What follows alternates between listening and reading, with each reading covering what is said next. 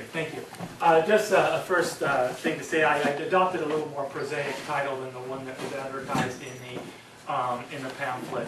Shorter and more to the point, but rather it actually reflects a kind of change in thought as I was thinking about what to say today. First, I want to thank actually Dean Cheng and the Center for Urban Global Studies for the opportunity to contribute an additional perspective to this year's tour of cities across places, cultures, and times. And I just want to preface one thing for the students, my students that are used to my slightly more off-the-cuff way of lecturing. This is a little bit more formal and sort of read talk, so it may be a kind of change for you. My exploration today is focused on Renaissance views of the city. In particular, how they might be glimpsed in the depiction of 16th century Naples. The 16th century was a period of rapid urban development in Europe. After the massive demographic collapses of the mid-14th century caused by the Black Death, it took until the 1500s for many European cities to experience renewed growth. That growth was both a result and a consequence of the city's magnified role politically and culturally. Decades ago, the French historian Henri Pirenne, in a work called Medieval Cities, that's the English translation, drew attention to the significance of the demographic, commercial, and political revival of European cities in the 12th century. Renaissance cities were a continuation of that previous medieval urban development. And, of course, for many cities, such as Naples, the roots of urban life stretched considerably further back to classical Greek and Roman origins. While the urban upswing of the 1500s was thus a segment of a larger trajectory, we can single out many distinctive features.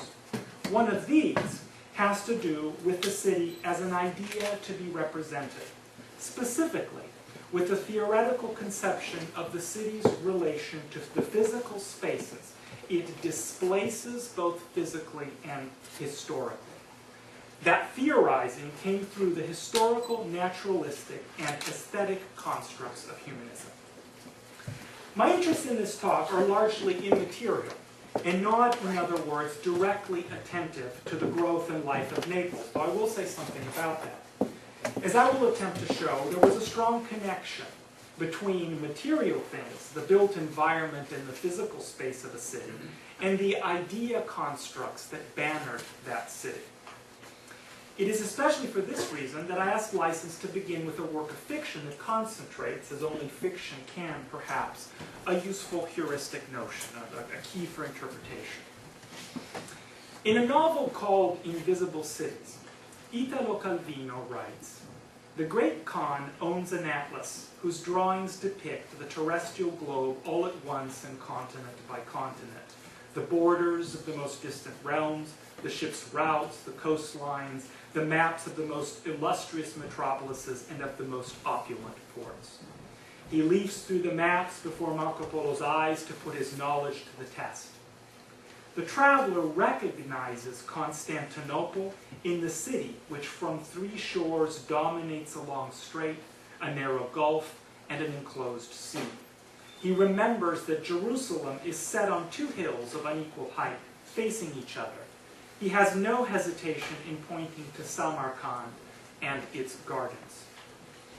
In this fiction, the Venetian traveler Polo has lightened the spirits of the great Khan, whose empire has fallen into decrepitude, by transporting him with one description of a city after another.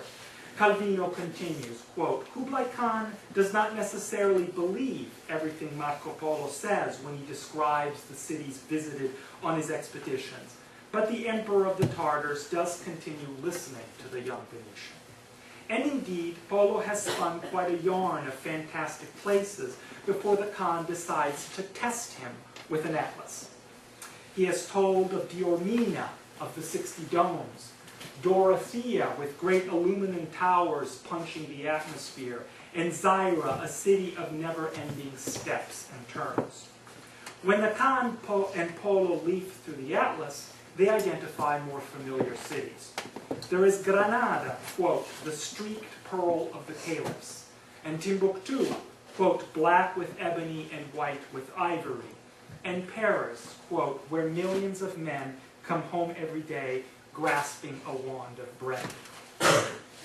As he hears Polo's travels and tests his geographical knowledge, the Khan comes to a realization. Calvino writes, I think you recognize cities better on the atlas than when you visit them in person, the emperor says, snapping the volume shut. Calvino's novel is a meditation on the deep substructures of the imagination. In some ways, it's a riff on Plato's distinction between ontologically real forms and the phenomenal world. In the story, the description of fantastic cities is perhaps only like uttering Venice each time. Venice captured through the fragility and power of Polo's mind. The meaning of cities, Calvino reflects, can be charged in metaphors and metonymies, that is to say, in things likened by similarity and in things relationally contiguous, like the three shores through which Polo recognizes Constantinople. I suspect that Calvino knew that he was evoking the imaginative and rhetorical constructs of Renaissance artists and writers. Specifically, I use Invisible Cities to draw attention to the spatial and geographical imagination of the Atlas, a type of book that had an especially important place in the culture of 16th and 17th century Europe. The imagined tone Lacan leafs through while he listens to Polo is very much like the books that brought the world to European audiences in the 1500s. No Renaissance atlas gave as much attention to cities as the one illustrated by Joris Hofnagel at the end of the 16th century, a book that was aptly titled The Cities of the World. The Civitates Orbis Terrarum was published in Cologne in 1572. The 363 city views in the cities of the world were edited by Franz Hogenberger and Georg Braun. One was a priest, and they were brought together out of a composite of views they gathered by corresponding with and employing various cartographers and artists. One of these artists was the Dutch artist Hofnagel, who contributed some 60 views. The eventual 46 editions in Latin, German, and French swelled from one volume in 1572 to 6 volumes by 1617. How did Renaissance descriptions in text and image work to convey the idea of a city? I cannot pretend to answer that question fully today, but I want to trace the contours of a partial explanation, one that comes by highlighting the relationship between cityscape and natural landscapes. First, some background, indeed something about the background, a feature I will argue is important in decoding meaning. The visual truth of these city views is not to be interpreted as any transparent replication of sight, but rather as a deliberate arrangement and conveyance. Perhaps I can put it more simply. Like Calvino's Can, Renaissance viewers learned about city, and importantly their idea, through symbols and metaphors to which meaning was transferred. I mean also metonymies, understood here as the rhetorical strategy of describing something by referring to things contiguous either in space or in time.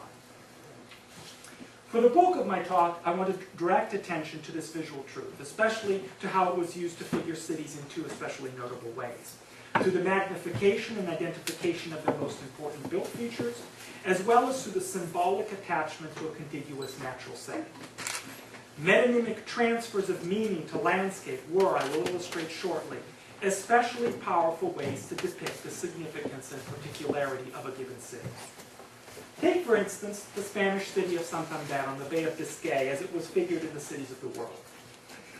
The elevated view set the viewer quickly before an idea, or rather a set of ideas. The curvature of the bay and the built curve nested within that tell of the safe harbor and the great port that identify the historical importance of the city. The strategy of representation suggests how particular features were signifiers of the whole city. The Catedral de la Nuestra Señora de la Asunción de Santander was not only the largest built form, it was the center of the city, the place where the spiritual interpenetrated the material. Temples were, as the historian in the Latin is templorum, or of temple, templorum, temples were, as the urban historian Lewis Mumford explained, where the city attempted a simulacrum of heaven. But the bay too, along with the built form of the port and the greatly prominent cathedral, altogether figured Santander, identifying its religious cults, its sources of prosperity. In fact, one of the details visible here is the tuna fishery that was one of the sources of actual prosperity in the town on the Atlantic, as well as its historical significance. occur.